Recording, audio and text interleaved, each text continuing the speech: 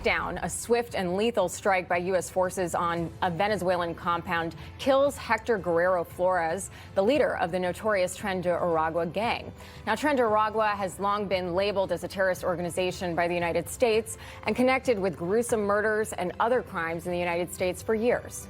The Trump administration tracks down nearly 150,000 unaccompanied migrant kids. Now, they were lost under the Biden administration. This is a massive increase from last summer when they only found 22,000 kids. So let's bring in former Chief Patrol Agent at U.S. Customs and Border Protection, Greg Bavino, to discuss all of this and more. Good morning to you, sir. Great to have you.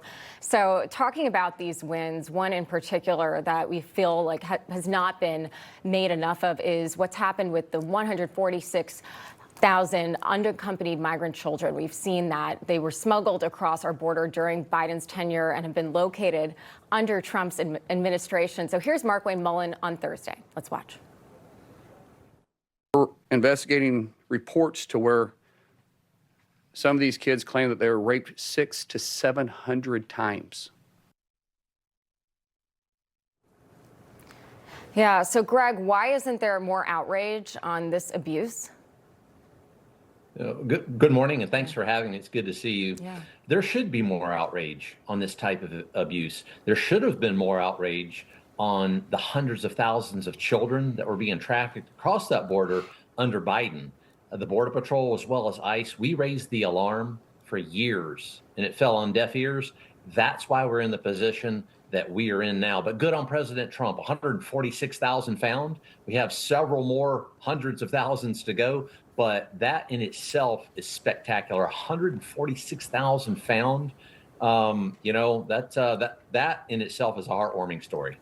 Greg, I want to ask you, speaking of the 300,000 that are still missing, I mean, you've got blue states that are still fighting with ICE. I mean, you've got blue state governors in New Jersey fighting over the menu at a detention center. Meanwhile, 300,000 kids are missing and being sex trafficked, human trafficking, all of it.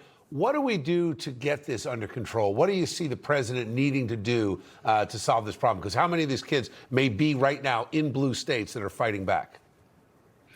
Exactly. Boy, aren't there some misplaced priorities, folks. You talk about misplaced priorities. It's prioritizing those children above all else, above hunger strikes, above detention facilities that have rioters out front. That type of thing is bringing attention to those children. I think President Trump has done a great job in doing that so far, but just simply having this subject on your news channel is groundbreaking, because many news channels, they won't cover it, especially some of those leftist channels. And these blue states, is this secession from the Union? It almost seems like it now when you're going to ignore children that are being raped right now as we speak. What the heck is going on in these blue states? We need to put the pressure on the blue states and start recognizing this problem. Well, Markwayne Mullin, he did not mince words about the crisis we have. Watch. It's horrific to what's happening right in our own country because of 4 years of a blind eye that allowed unvetted sponsors to come pick up 450,000 kids on our borders. Yeah, Greg, who are these sponsors and why are they so dangerous? These sponsors are individuals that claim to be upstanding citizens that would take these children into a safe environment, perhaps bring those children to their immigration hearings, work with HHS, ORR. ORR is Office of Refugee and Resettlement, to help find these children's families and parents, except they didn't do that.